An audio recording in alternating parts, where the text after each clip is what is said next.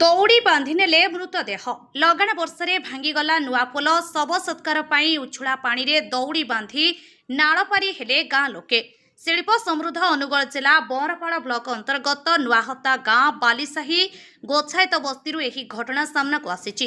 ଲଗାଣ ବର୍ଷାରେ ନୂତନ ପୋଲର ଏକ ଅଂଶ ଭାଙ୍ଗି ଯାଇଥିବା ଫଳରେ ଗ୍ରାମବାସୀ ଶବ ସତ୍କାର ପାଇଁ ଜୀବନ ଭାସି ଯାଉଥିବା 3 ଜଣଙ୍କୁ ଉଦ୍ଧାର କଲେ। ଗ୍ରାମବାସୀ ବିପଦରେ ପକାଇ ପ୍ରଖର ସ୍ରୋତ ଅତିକ୍ରମ କରିଥିବା ଜଣାପଡ଼ିଛି। ସୂଚନା ଅନୁଯାୟୀ ବାଲିସାହି ଗୋଛାୟତ ବସ୍ତିର ବାସିନ୍ଦା କାଳିଆ ଗୋଛାୟତ କିଛି ଦିନ ଧରି ଅସୁସ୍ଥ ଥିଲେ। ଗୁରୁବାର ସକାଳେ ତାଙ୍କର ମୃତ୍ୟୁ ହୋଇଥିଲା।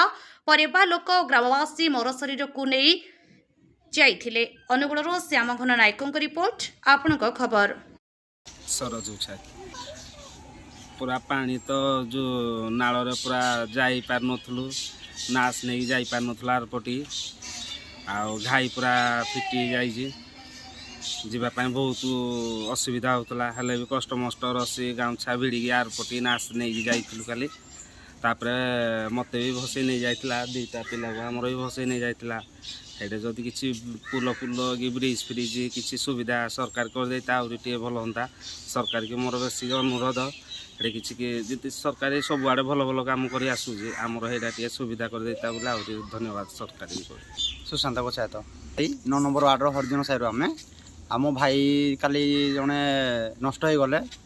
ଆମେ ନେଉଥିଲୁ ନୂଆହତା ଗାଁ ସେ ମୁଣ୍ଡକୁ, ଜୋର ପଡ଼ିଲା ଆମ ଯିବା ରାସ୍ତାରେ। ଯେହେତୁ ଆମେ ଶବ ପାର କରିବା ପାଇଁ ଆମକୁ ଅସୁବିଧା ହେଲା। ଆମ ଭାଇମାନେ ହାତ ମାନେ ରସି ସାହାଯ୍ୟରେ ବି ପାର କରୁଥିଲୁ, ପାର କରିପାରିଲୁନି।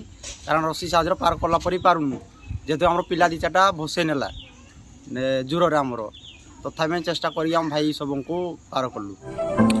अधिक खबर पाई आम चैनल को लाइक, शेयर और सब्सक्राइब करंतु।